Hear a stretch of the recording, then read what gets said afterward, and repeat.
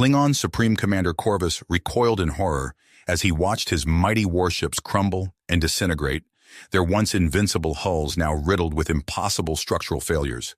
Humanity had done the unthinkable. They had weaponized probability itself. Years of crushing human resistance had made Corvus arrogant. He had dismissed the primates as the inferior species, unworthy of respect. But now, as the shattered remnants of his grand armada drifted lifelessly through the void, he realized the magnitude of his error. These humans were far more devious than he had ever imagined. In a secret bunker deep beneath Earth's Rocky Mountains, Dr. Robert Wells allowed himself a grim smile of satisfaction. His quantum probability manipulator had worked better than he dared hope. Klingon ships and weapons were failing in statistically impossible ways, brought low by cascading improbabilities. The device had given humanity a fighting chance. But Wells knew their victory was tenuous at best. They had caught the Klingons off guard this time. When Corvus learned of the probability weapon, he would surely devise countermeasures, and Wells couldn't guarantee the device would work the same way twice. Probability was a fickle mistress. As reports streamed in of Klingon losses and human fleets rallying, Wells pondered the terrible power he had unleashed. In human hands, probability manipulation could be a force for good, saving countless lives. But if the Klingons captured the technology and turned it against its creators, the consequences would be unthinkable. The war had reached a pivotal moment, and the fate of galaxies hung in the balance. In a top-secret hangar buried deep within Cheyenne Mountain, Captain Marcus Thorne ran a critical eye over his assembled strike team. They were a motley bunch, the best of the best, each handpicked for their unique skills and sheer tenacity in the face of impossible odds. Thorne's gaze lingered on Lieutenant Jake Ace Briggs, the hotshot pilot with a cocky grin permanently etched on his face. Briggs met his stare with a nod of supreme confidence, his fingers dancing over the controls of the experimental stealth shuttle that would carry them into the heart of the Klingon armada. Dr. Lena Sorensen looked up from her frantic pre-mission calculations, her youthful face lined with tension and exhaustion. She had worked tirelessly alongside Dr. Wells to perfect the Fortuna engine, pouring her brilliant mind into the project with a singular intensity that bordered on obsession. Now, the fate of humanity rested squarely on her slender shoulders. Thorne gathered his team close, his voice low and gravelly with urgency. "Listen up. We've got one shot at this, one chance to turn the tide of this war. The Klingons think they've got us on the ropes. They think we're beaten, but they don't know what we're packing." He tapped the reinforced case housing the Fortuna engine, his calloused fingertips tracing the sleek contours of the device that could reshape the very fabric of probability. "This little beauty is our ace in the hole, our secret weapon, and it's up to us to deliver it right into the enemy's lap." Briggs chuckled darkly, his eyes glinting with anticipation.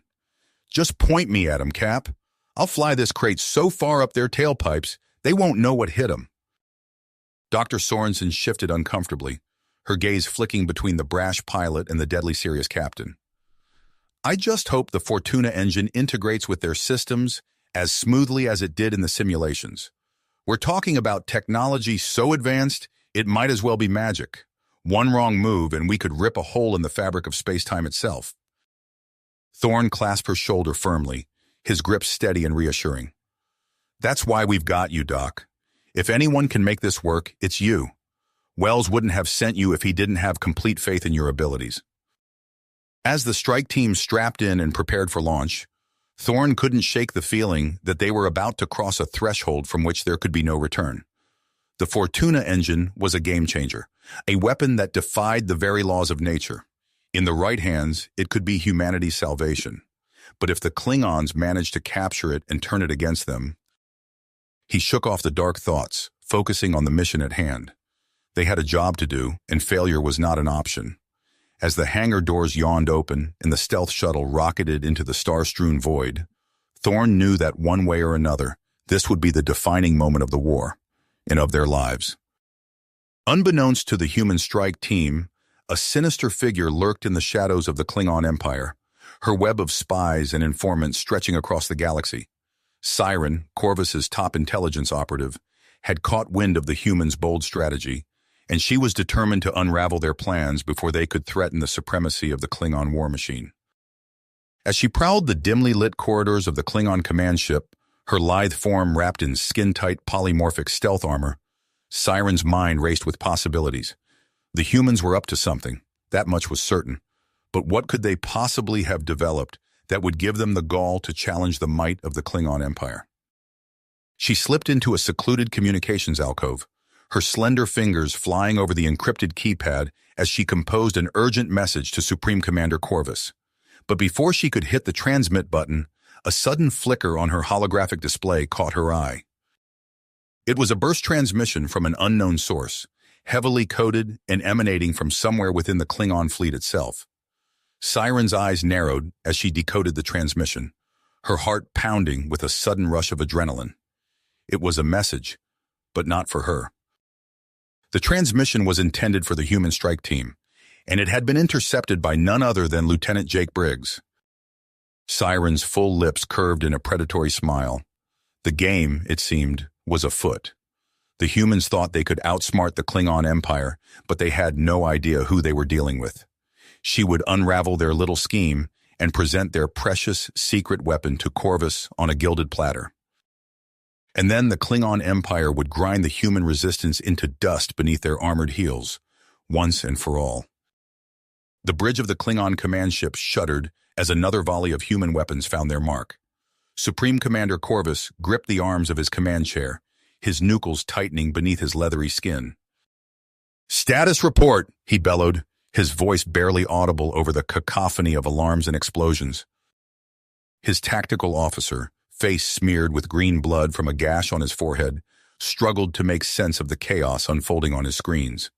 "It's impossible, sir. Our ships they're just falling apart.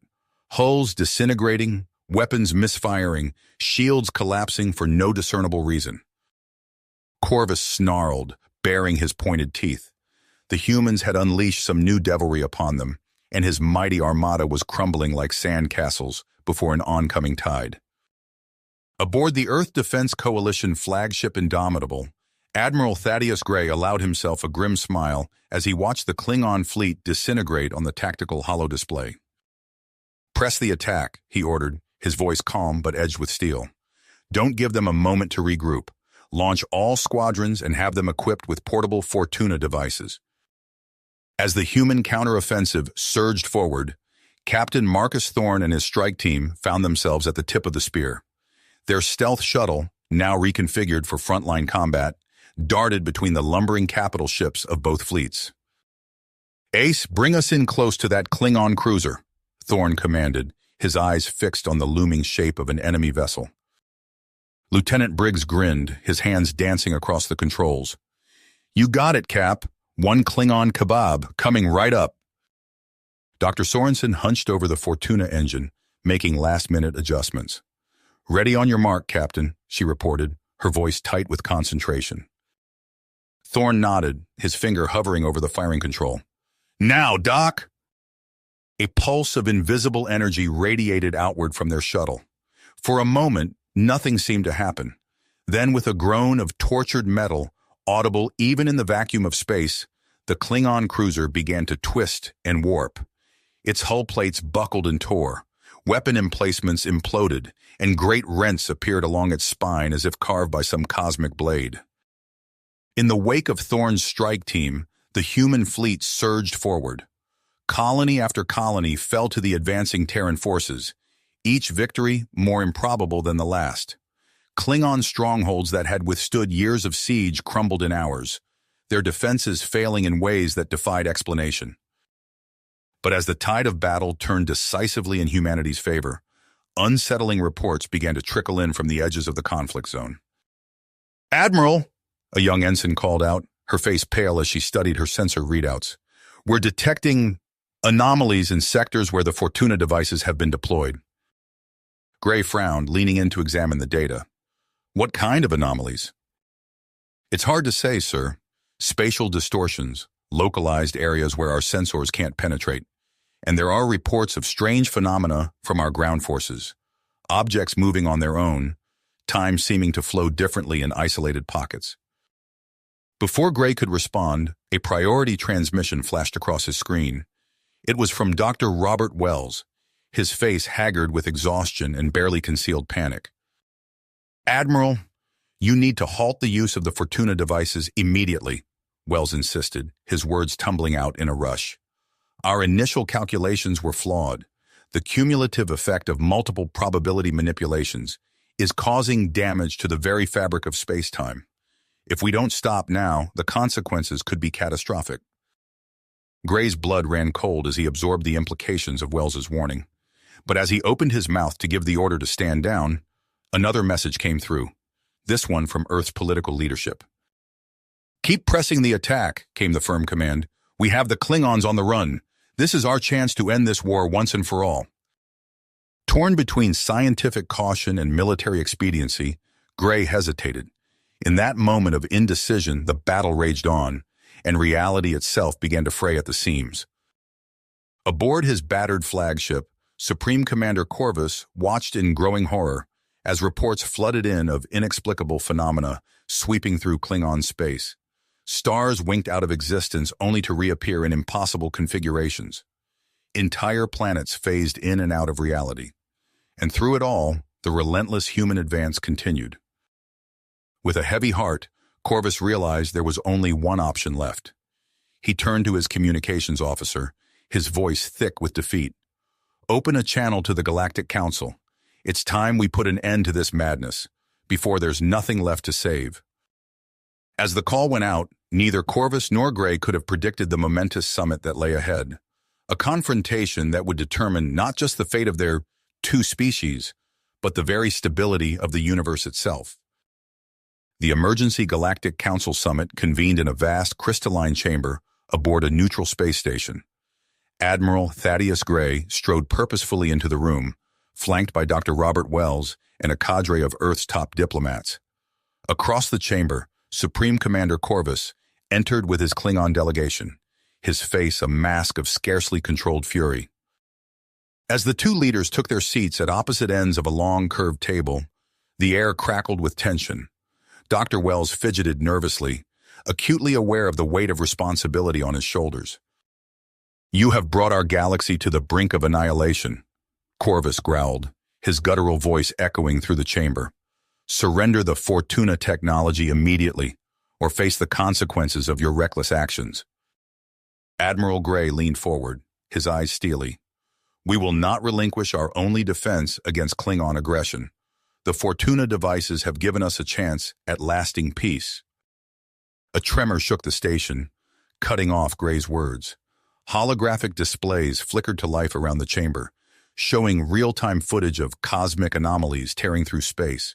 Stars imploded, planets phased in and out of existence, and swaths of space twisted into impossible geometries. Dr. Wells cleared his throat, his face ashen. "I'm afraid the situation is far worse than we initially believed.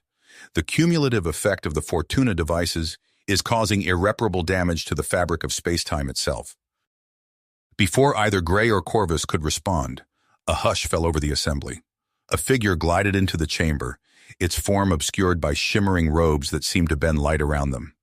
The Vicor mystic shaman, Cortala, moved to the center of the room with otherworldly grace. Cortala's voice resonated in their minds rather than their ears. "The Urcax stirs. You have angered the cosmic weaver, and now reality unravels at its whim." Images flashed through the minds of all present, glimpses of a vast, incomprehensible entity that existed beyond the boundaries of space and time. The Urcax's wrath manifested as probability storms that raged across the galaxy, erasing and rewriting the laws of physics at random. Dr. Wells stood, his scientific mind racing. "We need to shut down all Fortuna devices immediately. Then we must work together to develop countermeasures." Corvus snarled, "And leave ourselves defenseless against your treachery?" "If we don't act now, there will be nothing left to defend," Gray retorted, his voice tight with urgency. As heated debate erupted among the delegates, Dr. Wells found an unlikely ally in Torek, Corvus's advisor. Together, they outlined a plan to reverse engineer the Fortuna devices and create shielding against the probability storms. Hours of tense negotiation followed, punctuated by alarming reports of reality distortions spreading across inhabited systems. Finally, a fragile accord was reached. Task Force Cosmos was formed, uniting the brightest minds from both factions. Dr. Lena Sorensen found herself working alongside Rakala, Torek's brilliant daughter. The two scientists eyed each other warily as they pored over data streams and complex simulations. "Your Fortuna engine is an abomination," Rakala muttered, her fingers flying over a holographic interface. "But its underlying principles, fascinating." Sorensen bit back a sharp retort, focusing instead on the task at hand.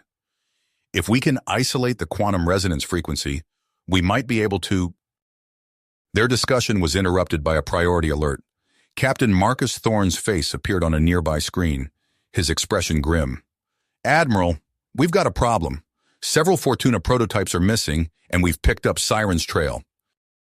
Gray's eyes narrowed. "Find those devices, Captain, whatever it takes." As Thorne's team raced across the stars, hunting for the elusive Klingon operative, the newly formed Task Force Cosmos worked feverishly to shield the galaxy from impending doom. Time was running out, and with each passing moment, the threat of total reality collapse loomed ever closer. The Emergency Galactic Council Summit adjourned, leaving Admiral Gray and Supreme Commander Corvus with the weight of the cosmos on their shoulders. As they exited the crystalline chamber, Dr. Wells hurried to catch up with them, his face etched with worry. "Admiral, Commander," he said, falling into step beside them, "we need to act fast. The probability storms are intensifying at an alarming rate." Gray nodded grimly. "Assemble Task Force Cosmos immediately. We need our best minds working on this problem." In a vast laboratory hastily converted from a hangar bay, Dr. Lena Sorensen found herself face-to-face with Rakala, the Klingon scientist. The two women sized each other up, a mix of curiosity and wariness in their eyes. "Your Fortuna engine," Rakala said, her voice a low growl. "Show me how it works." Sorensen hesitated, then gestured to a holographic display. "The quantum resonance matrix is the key. It allows us to—" A violent tremor shook the station, sending equipment crashing to the floor. Alarms blared as reality itself seemed to buckle. "Spatial anomaly detected in Sector 7, a technician shouted. "It's consuming everything in its path." Sorensen and Rakala exchanged a look of understanding. Their disagreements would have to wait. They had a universe to save. Across the galaxy, Captain Marcus Thorne's stealth shuttle emerged from hyperspace near a war-torn planet. The world below was a nightmare of shifting landscapes and impossible physics. "Life signs detected," Lieutenant Briggs reported. "It's SCORE's team. They're making their way to an abandoned research facility." Thorne's heart made. "Take us in, Ace. We can't let them activate that Fortuna device." As the shuttle descended through swirling clouds of quantum instability, a familiar face appeared on their comm screen. Siren, her eyes glinting with dangerous intelligence. "Captain Thorne," she purred, "it seems we have a common enemy." Thorne's hand hovered over his sidearm. "Give me one good reason why I shouldn't shoot you on sight." Siren's smile was razor sharp. "Because I know exactly where SCORE is heading and what he plans to do with that Fortuna prototype." A tense silence filled the shuttle.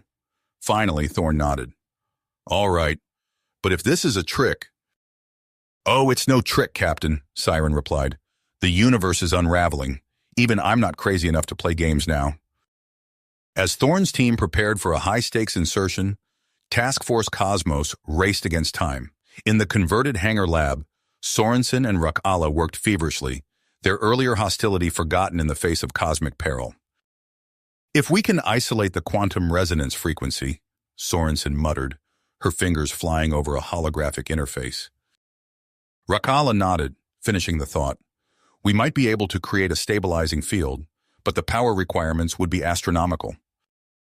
Dr. Wells burst into the lab, his eyes wild with a mix of fear and excitement. "I have an idea," he announced. "It's risky, maybe even insane, but it might be our only chance." As Wells outlined his daring plan to realign reality's quantum matrix, Admiral Gray and Supreme Commander Corvus listened with growing unease. The fate of the cosmos would hinge on a desperate gamble. On the war-torn planet below, Thorne's team moved through a landscape of shattered physics. Mountains floated in mid-air, oceans flowed upward, and time itself seemed to stutter and skip. "There," Siren whispered, pointing to a structure that seemed to phase in and out of existence. "Scores inside, and he has the Fortuna prototype." Thorne signaled his team to move forward. As they approached the flickering building, a mad cackling echoed from within. Score's voice filled with maniacal glee. "The power of creation itself," the renegade Klingon commander shouted. "With this, we will reshape reality to ensure Klingon supremacy for all eternity." Thorne exchanged a grim look with Siren. Whatever their differences, they both knew the stakes. As they prepared to breach the facility, the very fabric of space-time convulsed around them. The final confrontation loomed, with the fate of all reality hanging in the balance. The fabric of reality convulsed one final time, as Dr. Wells's high-stakes endeavor took effect. For a moment, the universe seemed to hold its breath. Then, an eerie calm descended. Admiral Gray exhaled slowly, his eyes fixed on the holographic displays surrounding him. "Status report," he barked. Dr. Sorensen's voice crackled over the comm. "The probability matrix operation appears to have stabilized the quantum fluctuations. The Urcax, it's retreated." A collective sigh of relief rippled through the command center, but their reprieve was short-lived. "Sir!" Lieutenant Briggs called out, her voice tight with alarm. "Massive spatial disturbance detected over New Berlin colony." Gray's blood ran cold as he watched a colossal rift tear open in the skies above the human settlement. The yawning portal pulsed with otherworldly energies, and through it emerged sleek, crystalline vessels of impossible geometry. "First contact protocol," Gray began, but his words died in his throat as a booming voice filled the minds of every being on the planet. "Humans of Earth," the voice intoned, dripping with disdain. "I am Koran, emissary of the Zarkulian Conclave. Your reckless manipulations of probability have drawn our attention. We claim authority over your unruly dimension." Fury blazed in Gray's eyes. "Like hell you do," he growled, activating a secure channel. "Captain Thorne, you have new orders. Engage the alien incursion. Use whatever means necessary." Aboard his stealth shuttle, Marcus Thorne acknowledged the command. "Roger that, Admiral. We're going in hot." But as Thorne's strike force approached the Zarkulian vessels, their weapon systems flickered and died.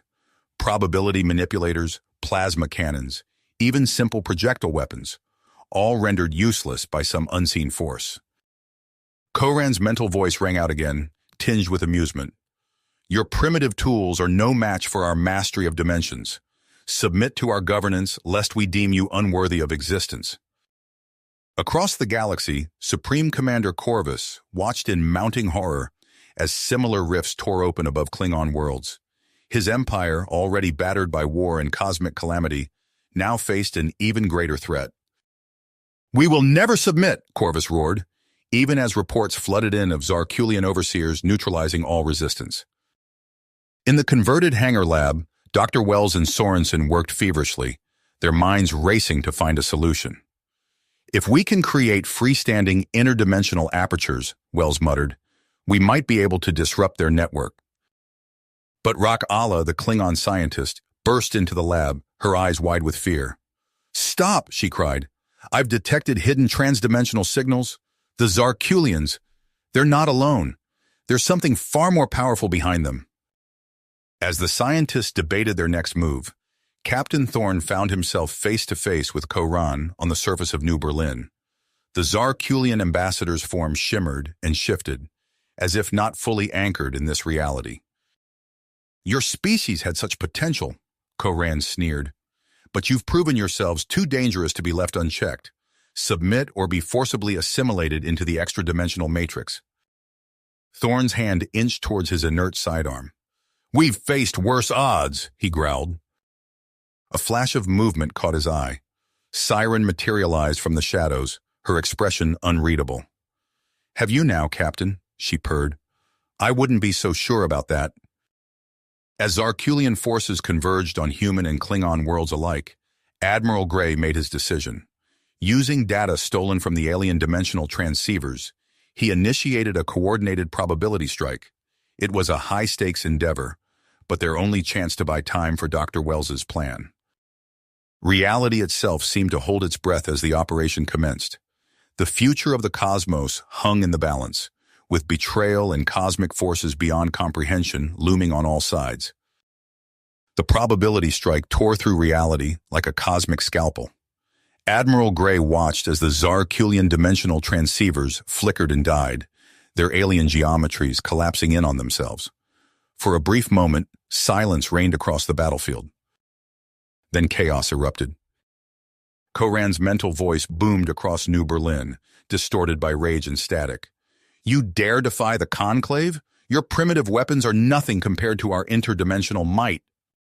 Massive crystalline ships descended from the rift, their hulls crackling with otherworldly energies. Captain Thorne's guerrilla fighters scattered, their smaller craft weaving between streams of probability-altering fire. "Evasive maneuvers," Thorne barked, his hands dancing across the shuttle's controls. "Hit and run, people. We can't match their firepower, but we can outmaneuver them." In the converted hangar lab, Dr. Sorensen and Rak'Alla worked feverishly to sabotage the freestanding rifts. Holographic displays flickered around them, showing the spread of the invasion across Earth and Klingon space. "If we can destabilize the quantum resonance," Sorensen muttered, her fingers flying over a control panel, "we might be able to collapse the apertures." Rak'Alla nodded, her earlier hostility forgotten in the face of cosmic peril. "We'll need to synchronize the phase variance across all active rifts simultaneously. One mistake and we could tear reality apart." As the scientists raced against time, Admiral Gray stood before the ancient Fortuna prototype. Its surfaces pulsed with eldritch energies, responding to his presence.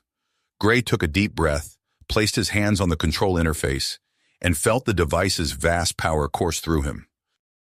Reality bent to his will. Zarkulian ships found their weapon systems jammed by impossible coincidences. Vital components failed at precisely the wrong moment. Some vessels simply winked out of existence, reappearing parsecs away.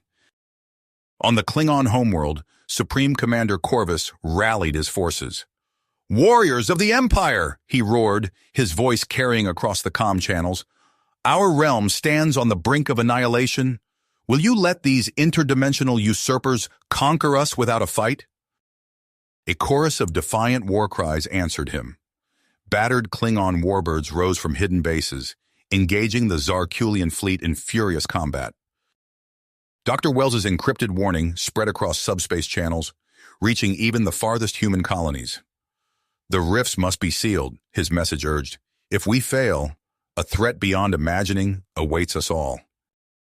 In the midst of the chaos, Siren materialized on the bridge of Thorne's shuttle.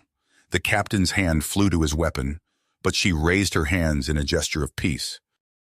"I'm here to help, Captain," she said, her eyes glinting with dangerous intelligence. "My employers have a vested interest in keeping this reality intact." Before Thorne could respond, a massive tremor shook the shuttle. Outside, New Berlin's skyline began to warp and twist, buildings stretching impossibly towards the rift-torn sky. Koran's laughter echoed across the battlefield. "Behold the power of true probability manipulation. Your world will be remade in the image of the Conclave." Monolithic structures rose from the ground, pulsing with otherworldly energies. The air itself seemed to thicken as conflicting realities battled for supremacy. In the converted hangar lab, alarms blared. Dr. Wells burst in, his face pale with shock. "We have a problem," he announced. "The probability distortions, they're waking something up." A new presence made itself known, vast and incomprehensible. Orcs stirred from its cosmic slumber, drawn by the unprecedented warping of reality. Its attention focused on the tiny motes of consciousness that had inadvertently summoned it. Human, Klingon, and Zarkulian alike felt a primal terror as the cosmic entity began to manifest. Reality itself seemed to recoil from its touch. Dr. Wells's voice cracked as he delivered the dire news. "We've all been pawns in a game beyond our understanding. If we don't seal these rifts now, Your Arxi will rewrite the entire universe. Admiral Gray's eyes narrowed as he processed the information. Captain Thorne, he said, his voice tight with urgency, I have new orders for you. You need to infiltrate Koran's command nexus and take control of their probability matrix. It's our only chance to stop this. Thorne exchanged a glance with Siren, then nodded grimly. Understood, Admiral. We're going in. As Thorne's team prepared for their desperate assault, Your Arxi's presence grew stronger. The fabric of space-time itself began to fray, reality twisting into new and horrifying configurations. The final battle for the destiny of the universe was about to begin. The universe shuddered as reality itself began to unravel. Thorne's team fought their way through Koran's command nexus, their weapons cutting through swaths of crystalline guards. Ahead, the probability matrix pulsed with otherworldly energy. There, Thorne shouted, pointing to the alien construct. Sorensen, work your magic. Dr. Sorensen's fingers flew across the alien interface, her mind racing to decipher its impossible geometry. Initiating polarity reversal, now!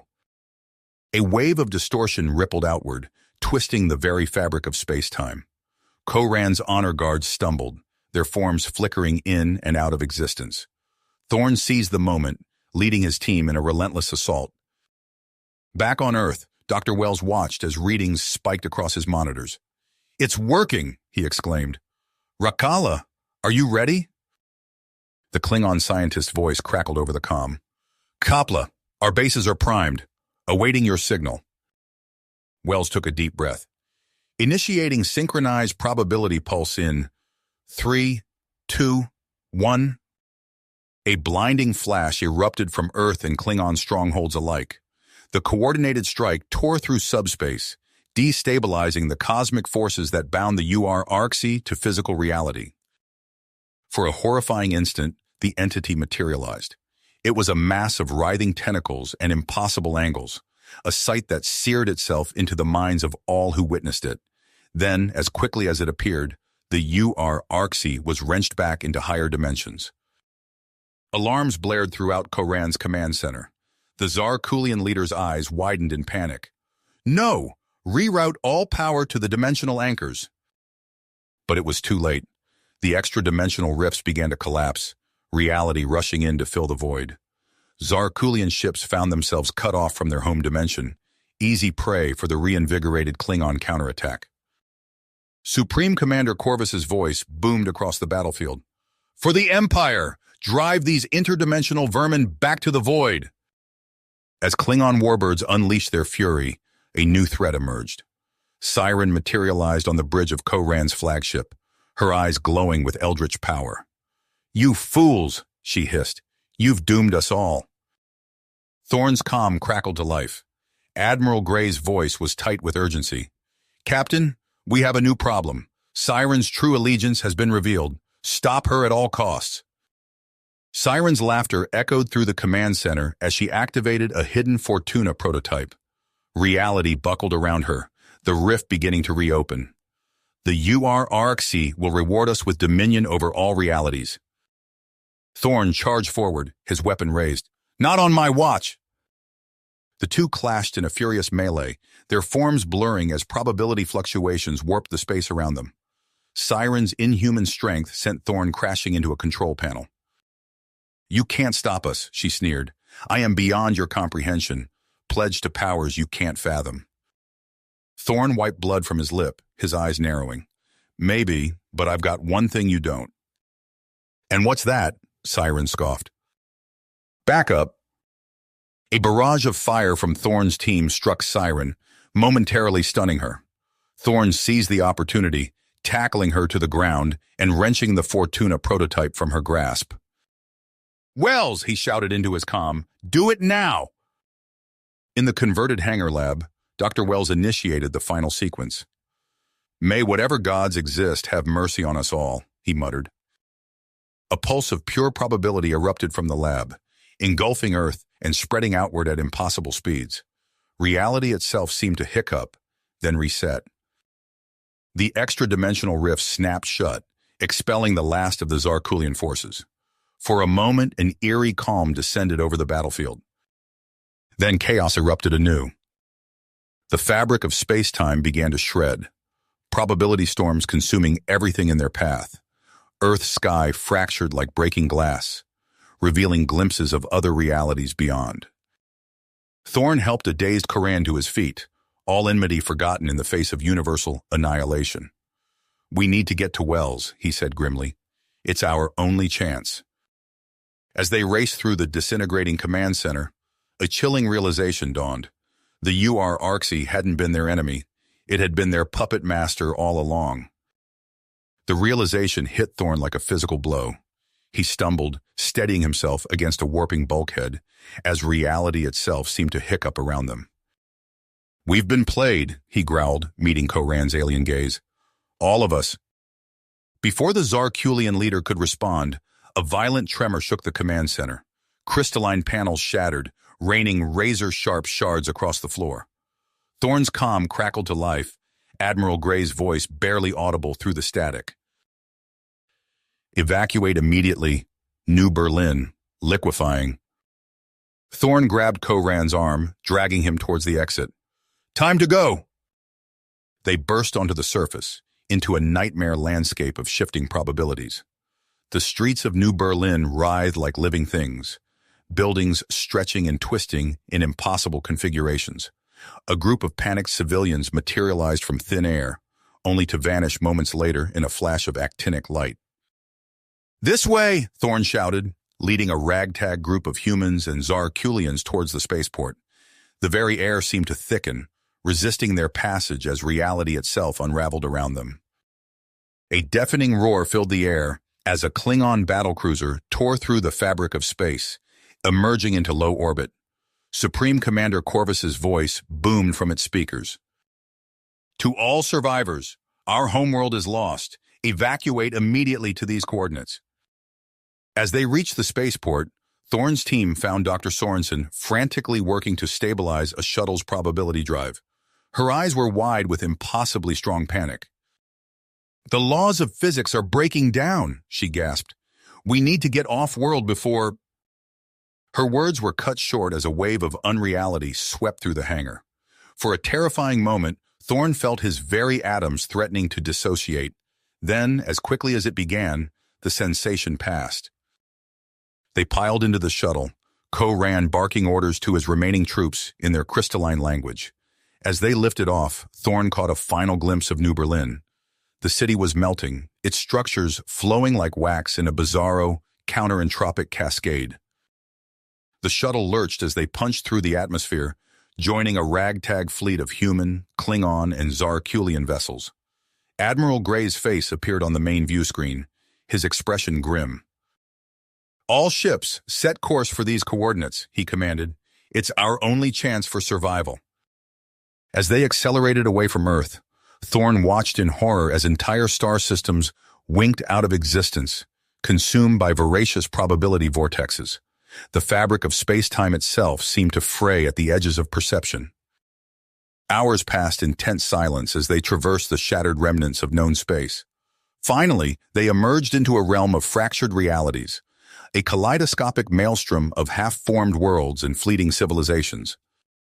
Admiral Gray's voice cut through the chaos. "Attention all vessels. We've located a potential safe harbor. Dr. Wells believes we can construct an artificial haven here, sealed off from external probability incursions." Thorn turned to Koran, who nodded grimly. "We will lend our containment matrices to this effort," the Zarkulian leader said. "It seems our survival depends on cooperation." As the fleet maneuvered into position, Thorn caught sight of a Klingon warbird. Commander Corvus's face appeared on the comm channel, his expression a mix of defiance and exhaustion. "We will contribute our cloaking technology," he growled.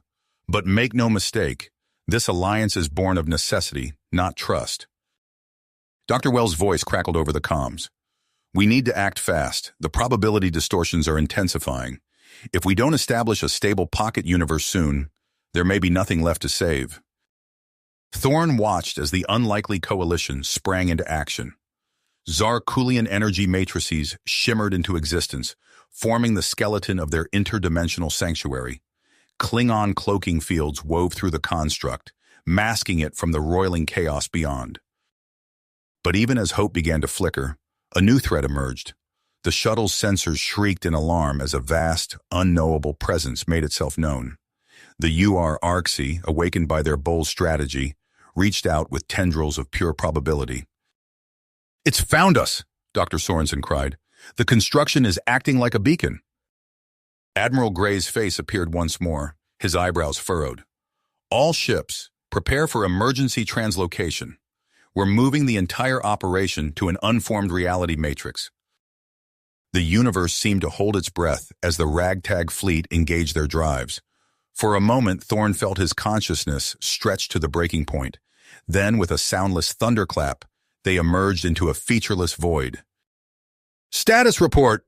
Thorn barked, fighting down a wave of nausea. Koren's fingers danced across alien controls.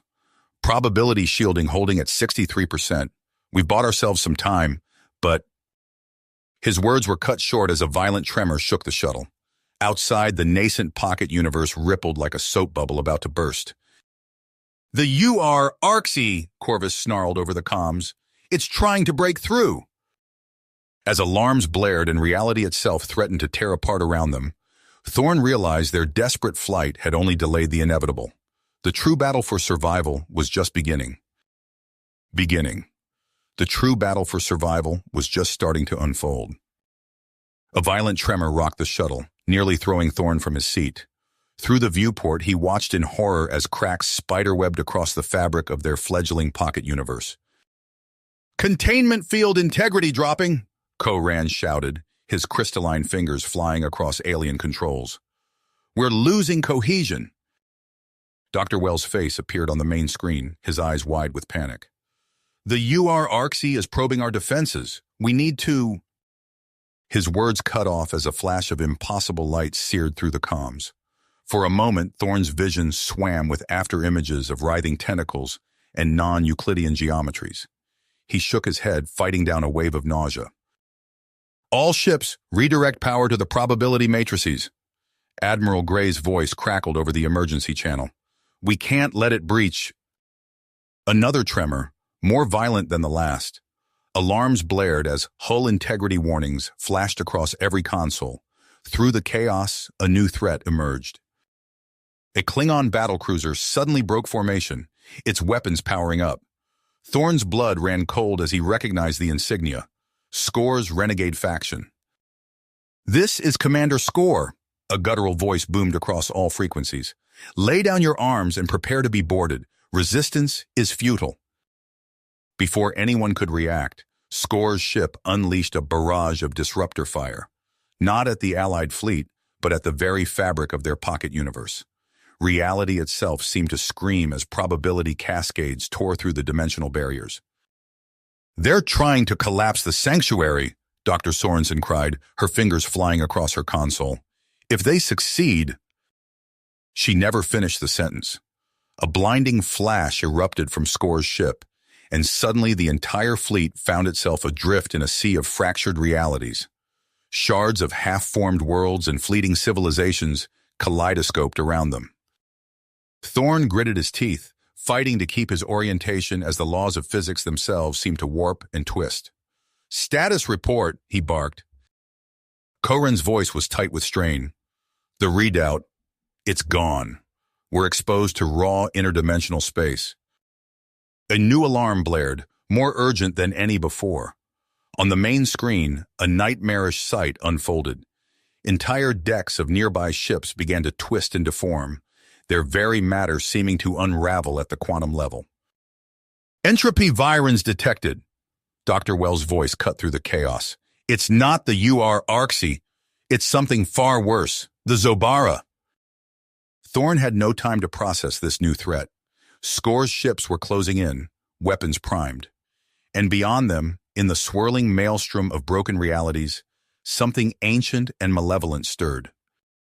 The battle for survival had taken on an entirely new dimension. As Thorn barked orders to his beleaguered crew, he knew that conventional warfare would be useless against an enemy that could unmake reality itself. Their only hope lay in Dr. Wells's desperate plan, a plan that might save existence, but at an unimaginable cost. All ships, Thorn transmitted, his voice steady despite the chaos. Fall back to the following coordinates. Prepare to execute Protocol Omega. As the ragtag fleet maneuvered through the crystallizing unreality, Thorn caught a glimpse of Admiral Gray's grim expression on a flickering view screen.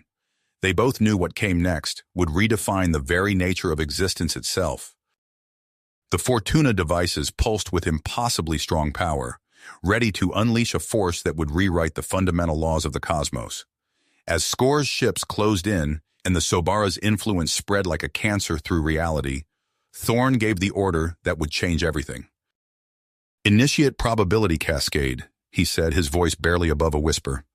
May whatever comes next be better than what we leave behind. The universe held its breath for one infinite moment.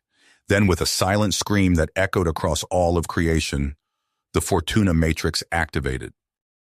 Reality itself began to unravel, only to be reborn in ways no mind could have foreseen. You have reached the end of the story. If you enjoyed this story and want to support us, please leave a like and subscribe to our channel, and for every comment that says 88, I will heart every single one of them. Thank you for your time.